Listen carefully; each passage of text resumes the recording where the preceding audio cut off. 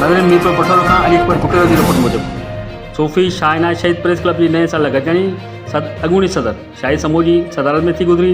गॾिजाणी में नए साल के लाइ बाड़ी चूंडी वई, जैमें सरपरस्त अला बाबू खैरपुरी, सदर मुख्तार अली ज़ौहर, सीनियर नायब सदर नज़ीर अहमद लाशारी, नायब सदर शाहिद समूह, नायब सदर शहजाद कादर खासकेली, नायब सदर सजाद अली सुमरो, जनरल सेक्रेटरी हाजी मूसा खट्टी, जॉइंट सेक्रेटरी सजाद मेमन, खजानची अदनान समूह, इतला सेक्रेटरी नज़र अली मेमन, प्रेस सेक्रेटरी जावेद एथो और ऑफिस सेक्रेटरी के लिए STV न्यूज़ जो रिपोर्टर अली अकबर बुकेरो को चुनो गया है। जैसे वर्किंग कमेटी थे कासिम रंगरेज़, कादर खासकेली, गुलबार डेथो, इमाम खाड़क, उर्स केर और अब्दुल लतीफ़ मलाक चूंडियो वियो है। उन मौके पर सदर और ॿियनि अॻवान चयो प्रेस क्लब में बुनियादी सहूलतन की तमाम घनी खोट है, जैसे प्रेस क्लब की तरक्की और बेहतरी लाइ भरपूर कोशिशूं कयूं वेंदियूं।